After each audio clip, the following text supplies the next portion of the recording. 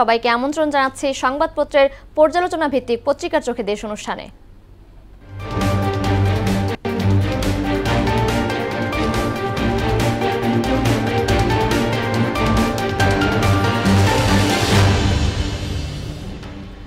দর্শক, অনুষ্ঠানের আজকের অতিথি মোহনা টেলিভিশনের senior reporter MR Asad. Asad, আপনাকে স্বাগত স্টুডিওতে। জি, আপনাকে ধন্যবাদ। ধন্যবাদ। প্রথমেই আমরা শিরোনামগুলো দেখে নিব। শুরুতেই আমার কাছে আছে প্রথম আলো। তার শিরোনাম করেছে, ধনীদের ছাড়, কালো টাকা সাদা করার সুযোগ রইল। দুর্নীতির বিরুদ্ধে অভিযান শুরু করেছে প্রধানমন্ত্রী। ফিরে আসার বিরাট গল্পে আবার চ্যাম্পিয়ন ভারত। কোনো অনুমতি ছিল না, ভাঙা হলো পুরো সাদিক এগ্রো। দৈনিক ইত্তেফাক তার শিরোনাম করেছে, দুর্নীতির বিরুদ্ধে অভিযান শুরু, দুর্নীতি করলে ধরব। সংসদে বাজেট আলোচনায় প্রধানমন্ত্রী। সর্বোচ্চ কর হার 25%ই থাকছে। সংসদে অর্থ বিল পাস। হাঁটতে না পারলেও ভোটে ট্রাম্পকে হারাবো, বাইডেন। আছে সমকাল। শামসুদ্দোহা শুধু গাছেরটা খান না, তলারটাও কুরান।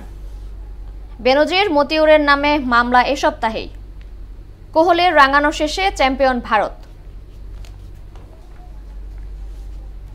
বাংলাদেশ প্রতিদিন তার শিরোনাম করেছে, দুর্নীতি কাণ্ডে তোলপাড়।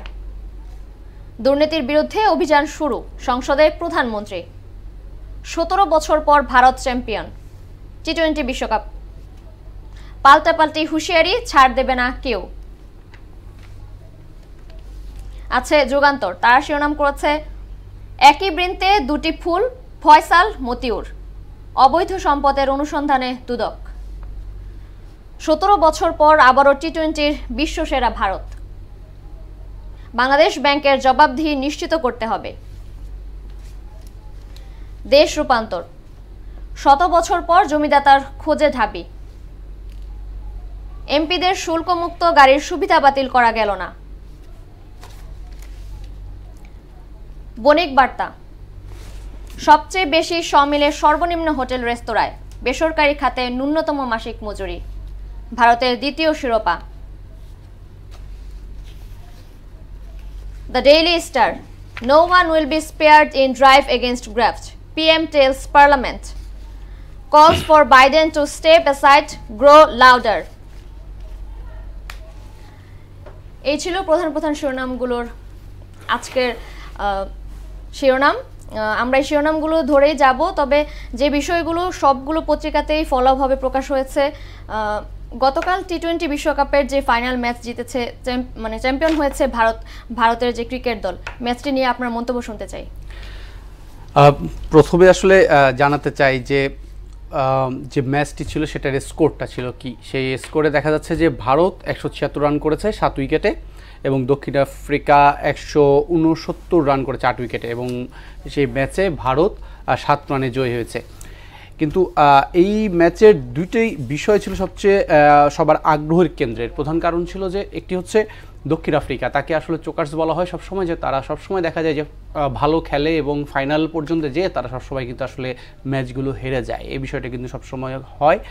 আর যে কারণে আগ্রহের কেন্দ্রবিন্দুতে ছিল যে ভারতের দুইজন একদম শীর্ষ যে প্রতিভাবান বা যারা দীর্ঘদিন ধরে ভারতের ক্রিকেট দলে হাল ধরে রেখেছেন এমন দুজন ক্রিকেটার, এবং মূলত তারা ব্যাটসম্যান, তাদের রিটায়ারমেন্টে যাওয়ার কথা ছিল আন্তর্জাতিক টি-20 ম্যাচগুলো থেকে আর কি।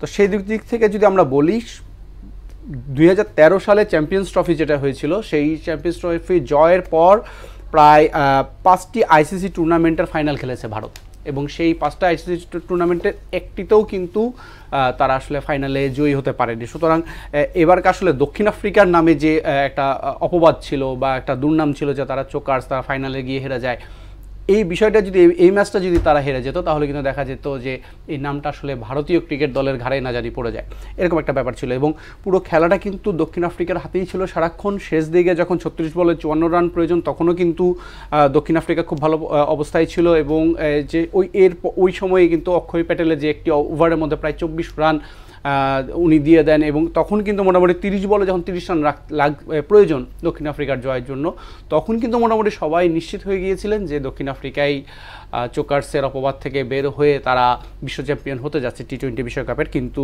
দেখা গেল যে ওই সময়ই কিন্তু যখন হাইনরিক ক্লাসেন উনি যখন আউট হয়ে গেলেন 27 বলে 30 রান করে, তখন থেকেই কিন্তু দক্ষিণ আফ্রিকার আসলে পতনটা শুরু হয় এবং ধারাবাহিকভাবে ওই ধারাবাহিকতায় দেখা যায় যে ভারতীয় ক্রিকেট দল টি-20 বিশ্বকাপের চ্যাম্পিয়ন হয়ে যায়।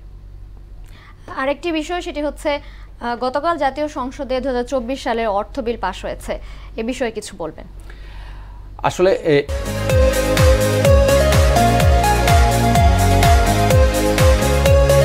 এবারকার একই সময় যখন আমরা দেখছি যে বাজেটটা পাশের একেবারে কাছে চলে এসেছে এবং অর্থ বিলটা যখন গতকাল পাশ হলো, এই সময়ে কিন্তু আমরা দেখছি যে সারা দেশে কিন্তু দুর্নীতির বিরুদ্ধে এক ধরনের অভিযান আমরা দেখছি এবং প্রতিদিন পত্রিকার, এবং আজকেও আপনি দেখছিলেন যে পত্রিকার সবগুলো পত্রিকার মধ্যে কিন্তু কম বেশি দুর্নীতিদের বাজদের বিরুদ্ধে সরকারের যে অভিযান সেগুলোর কিন্তু উল্লেখ করা রয়েছে। কিন্তু এই সময় কিন্তু আসলে দুটি বিষয়ে খুবই আশা করেছিলেন, বিশেষ করে আমরা যখন অর্থনীতিবিদদের সাক্ষাৎকার নিয়েছি তারা যে বিষয়টি জানাচ্ছিলেন যে ধনীদের করের যে 30% এবং কালো টাকা সাদা করার যে 15%-এর একটি বিষয় ছিল, সেই ক্ষেত্রে আসলে তারা ভেবেছিলেন যে এবার অর্থ বিলে সেই বিষয়টি আসবে এবং কালো টাকা সাদা করার সুযোগটা নিয়ে যে আসলে এত সমালোচনা হচ্ছে সরকার আসলে সেদিক থেকে পিছু হটে আসবে বলে তারা ধারণা করেছিলেন, কিন্তু সেটি কিন্তু হলো না, সেটা আমরা দেখলাম।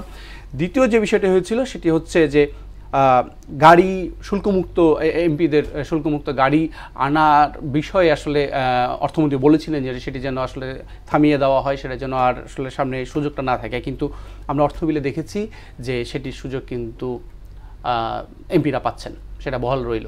তো সুতরাং আসলে একদিকে দুর্নীতিবাজদের বিরুদ্ধে এ ধরনের অভিযান চলবে, আবার 15% কর দিয়ে কালো টাকা সাদা করার সুযোগ থাকবে, আসলে এটি একটু সাংঘর্ষিক লাগে বই কি। আরেকটি বিষয় যেটি হচ্ছে ফোকাস হয়েছে বেশি, সেটি হচ্ছে খালেদা জিয়ার মুক্তি নিয়ে আওয়ামী লীগ ও বিএনপি নেতাদের পাল্টাপাল্টি যে মন্তব্যের বিষয়টি, এই বিষয় নিয়ে যদি কিছু বলতেন। খালেদা জিয়ার মুক্তির বিষয়টি হচ্ছে আসলে শেষ পর্যন্ত বিএনপির একটি আন্দোলনের রাস্তা আমার কাছে পার্সোনালি ব্যক্তিগতভাবে আমার কাছে মনে হয়, যখন আমি তাদের আন্দোলন বা সমাবেশগুলোতে গিয়েছি আমার কাছে এটা মনে হয়েছে এর প্রধান কারণ হচ্ছে যে আসলে গত 5টা টার্মে আওয়ামী লীগ সরকার ক্ষমতা থাকার পরে চতুর্থ টার্মেও আওয়ামী লীগ সরকার আসলে বহাল তবিয়তেই তাদের শাসন কাজ চালিয়ে যাচ্ছে, কিন্তু বিএনপির আসলে গত 15 বছরে কোনো অর্জন আসলে ওইভাবে তারা কিন্তু নিয়ে আসতে পারেনি, সেটা আমার কাছে ব্যক্তিগতভাবে মনে হয়েছে।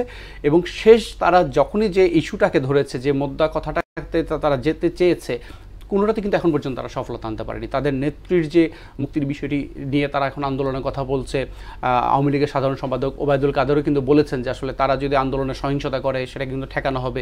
এবং আমরা পূর্বেও কিন্তু দেখেছি যে বিএনপি তার কথা রাখতে না পারলেও কিন্তু আন্দোলন ঠেকানোর কথা যেটা আওয়ামী লীগের পক্ষ থেকে বা সরকারের পক্ষ থেকে বলা হয়েছে বা আওয়ামী লীগের পক্ষ থেকে মাঠে থাকবে তারা এরকম একটা কথা বলেছে, তারা কিন্তু কথাটা রেখেছে।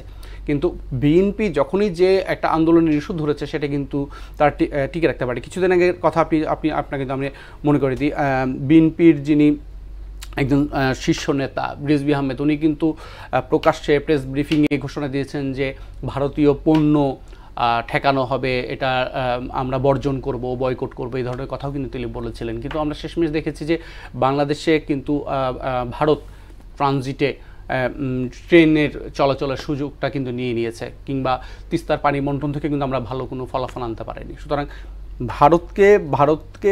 ভারতীয় পণ্য বর্জন কিংবা ভারতেরকে কূটনীতিকদের এই দেশে আসা যাওয়া নিয়ে তারা যে বিষয়গুলো আসলে বলেছিল, শেষমেশ কিন্তু সেই কোনো বিষয়ে তারা কিন্তু ফাইনালি কোনো রেজাল্ট আনতে পারেনি। সুতরাং খালেদা জিয়ার মুক্তির বিষয়টি নিয়েও যে তারা খুব একটি ভালো ফলাফল আনতে পারবে বলে আমি আশা করি না। আসাদ, আপনাকে ধন্যবাদ আমাদের সাথে যুক্ত হওয়ার জন্য। আপনাকে ধন্যবাদ।